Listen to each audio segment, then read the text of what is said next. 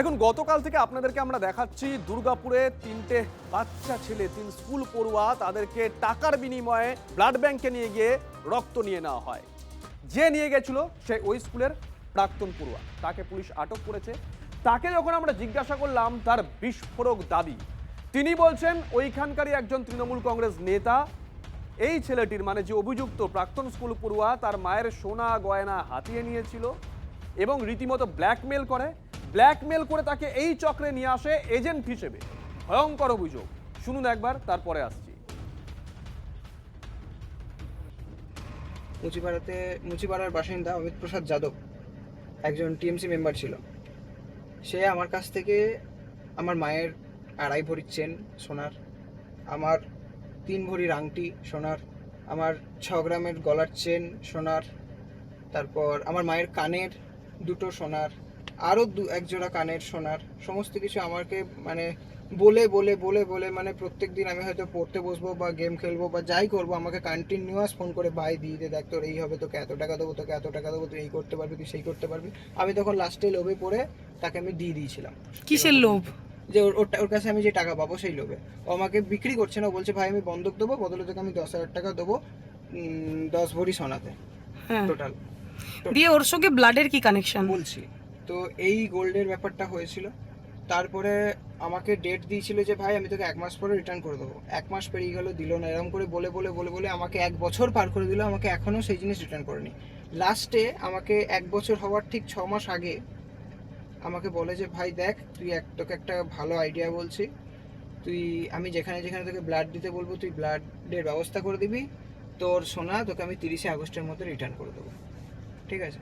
আমি ওর কথা অনুযায়ী আমি প্রত্যেকটা ব্লাড ব্যবস্থা করে দিই। আর যেই সমস্ত টাকা আমি ওদেরকে দিয়েছিলাম। কাদের ব্লাড দাও? কাদের ব্যবস্থা করো? যারা ব্লাড দেয় তারা কারা?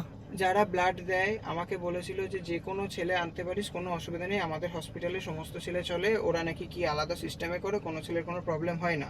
আমাকে শুধু বলতো যে ওদের আধার কার্ডটা পাঠাতে, আর আমাকে একটা ফাইল পাঠাতো, সেই ফাইলটা ওদেরকে পাঠিয়ে দিতে। আমি তাই করি। স্কুলের বাচ্চা সবাই? ওই স্কুলের বাচ্চা হোক, কলেজের বাচ্চা হোক, 18 হলে খুব ভালো, না হলেও চলবে, এরকম।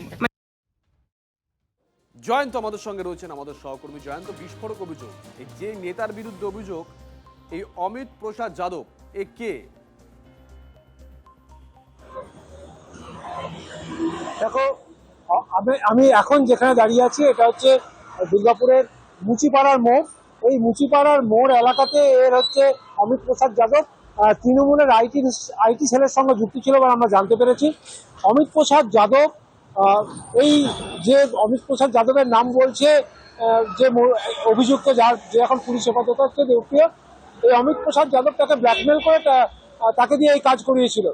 কিন্তু অমিত প্রসাদ যাদব কিন্তু অস্বীকার করছে যে এই ঘটনার সঙ্গে সে জড়িত নয়।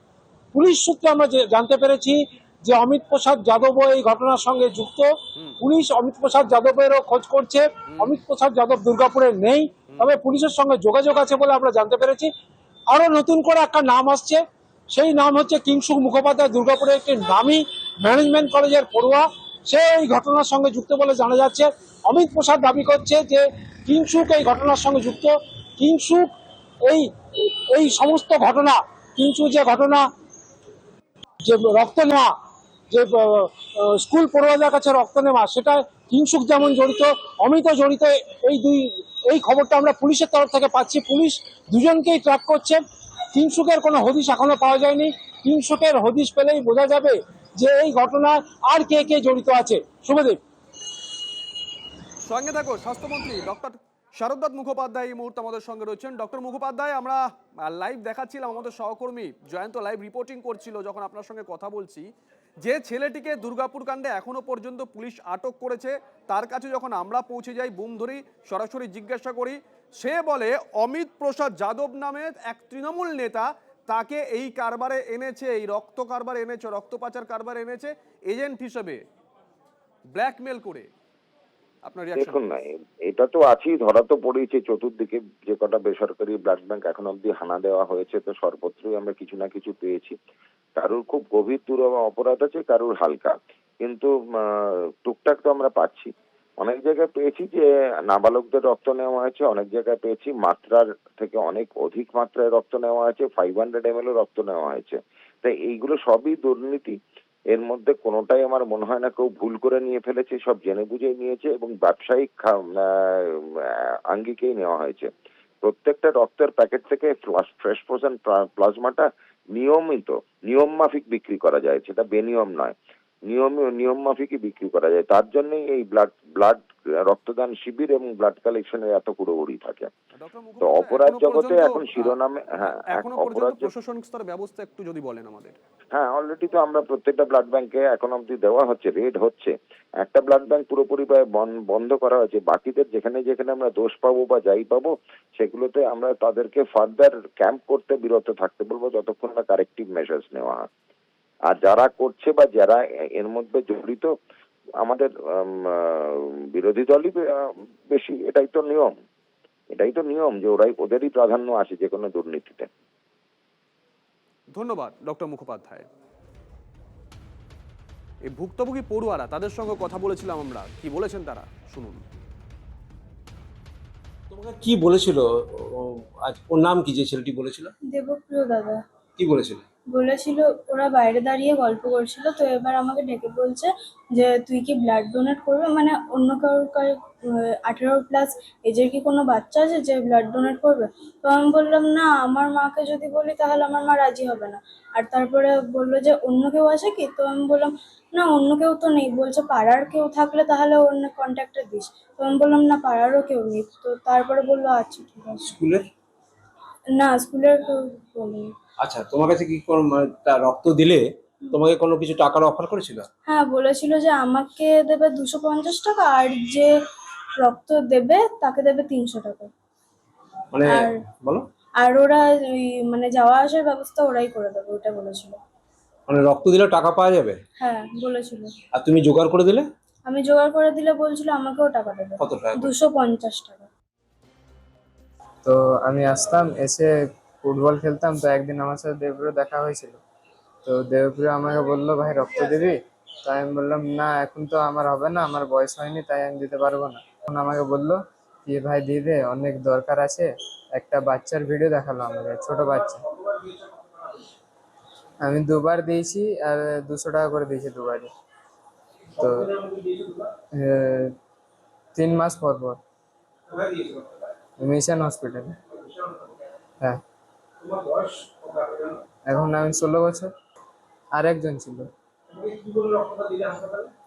বলছিল যে একটা ছোট বাচ্চা আছে, ওর একটু এমার্জেন্সি আছে, যদি না দিত ও বাঁচবে না, তাই আমি দিলাম। হ্যাঁ, ও বলছিল যেন কি আমি যে দিচ্ছি আমি একটা গ্রুপের মধ্যে হয়ে যাব জয়েন, ওই গ্রুপটাতে যদি ইন ফিউচার আমার ফ্যামিলির কোনো অসুবিধা হয় রক্ত নিয়ে, তো ওইখান থেকে দেবে আমাকে।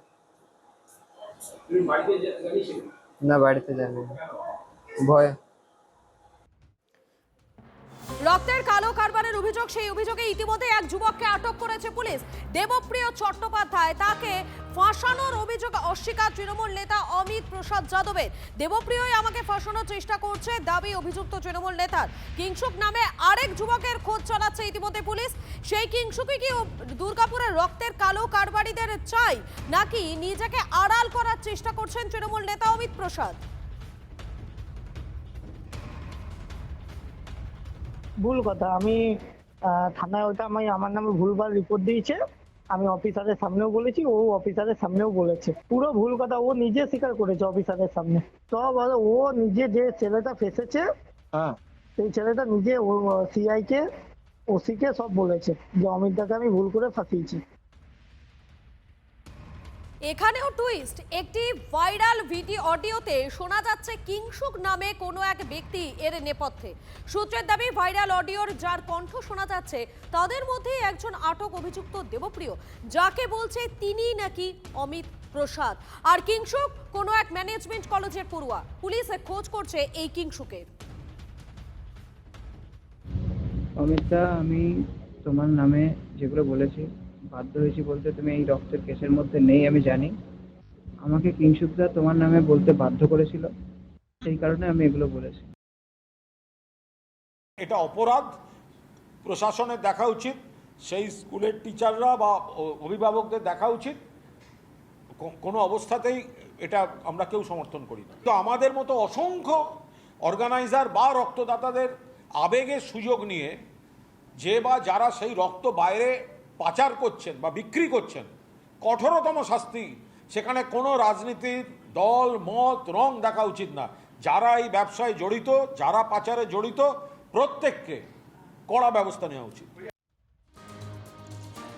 আর এবারে আমরা নজর রাখবো জামমনির দিকে। জামমনিতে সেখানে 2 লক্ষ টাকা ঘুষ দিতে গিয়ে হাতে নাতে ধরা পড়লেন সরকারি ইঞ্জিনিয়ার। ঠিকাদারের কাছ থেকে ঘুষ নেওয়ার সময় রাজ্য পুলিশের দুর্নীতি দমন শাখার জালে কীর্তিমান ইঞ্জিনিয়ার। কাজের বিল পাস করানোর জন্য ঘুষ চাওয়ার অভিযোগ, প্ল্যান করে ফাঁদ পাতে পুলিশ। ঘুষের টাকায় মাখিয়ে রাখা হয় কেমিক্যাল।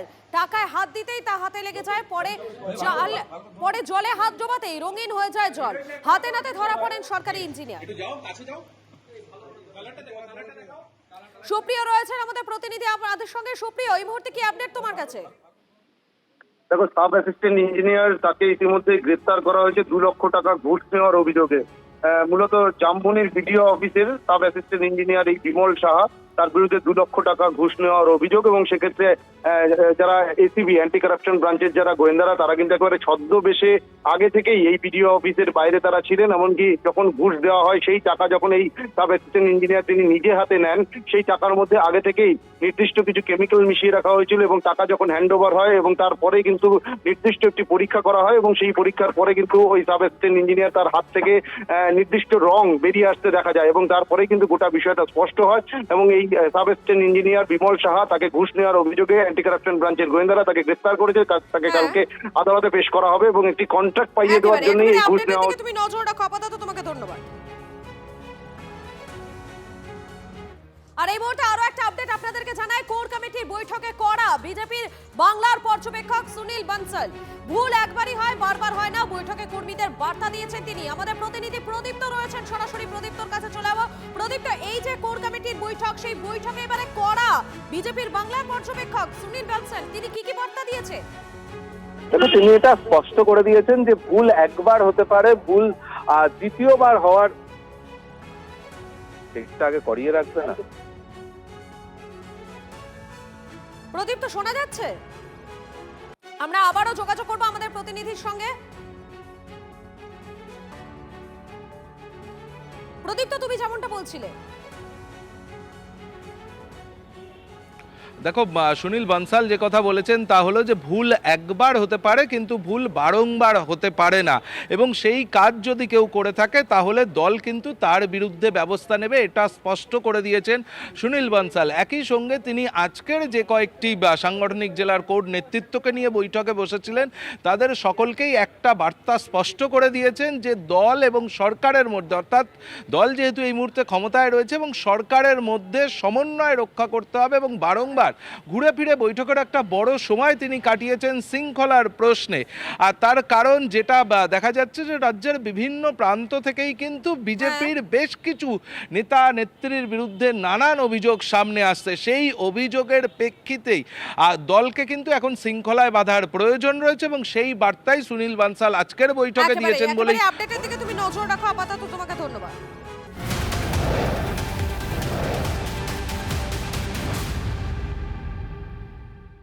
জেনজি দেশবিরোধী নয়, আমাদেরই লোক, বার্তা আরএসএস প্রধান মোহন ভাগবতের। আমাদের মধ্যে যোগাযোগ প্রয়োজন, কোনো পক্ষেই দেশবিরোধী নয়। নতুন প্রজন্ম বর্তমান প্রজন্মের চেয়েও বেশি সৎ। নিট বিতর্কে আন্দোলন নিয়ে তোলপাড়ের পর তরুণ প্রজন্মের প্রতিনিধির সঙ্গে আলাপচারিতায় মন্তব্য সংঘ প্রধানের। একই সঙ্গে তিনি বলেন, পড়ুয়াদের প্রতিবাদে পুলিশের লাঠিচার্জ কেন হলো জানি না, তবে যদি কাউকে চোখ বন্ধ করে বিশ্বাস করতে বলা হয় আমি জেনজিকেই করব। हम लोगों को भी ऐसा देखना चाहिए कि अगर जेनजी चिल्ला रही है तो विरोध के लिए नहीं चिल्ला रही, कुछ तकलीफ है इसलिए चिल्ला, बिल्कुल उसको ठीक करना चाहिए। कि जेनजी अगर एजिटेशन कर रही है तो एंटी नेशनल तो है नहीं, अपने लोग हैं, अपनी नेक्स्ट जनरेशन है। जी सर, इस अपनेपन से डायलॉग का साथ मैंने बोला अपनापन चाहिए, तब ये डायलॉग होता है।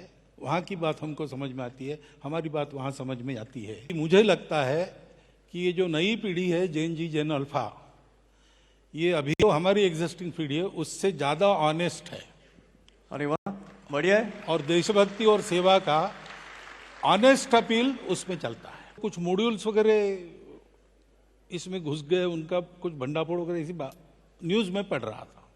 वो कितनी सही है नहीं है मुझे मालूम नहीं, लेकिन मुझे अगर आंख मूंदकर विश्वास रखने के लिए कहा तो मैं जैन जी पर विश्वास रखूंगा। क्या बात है।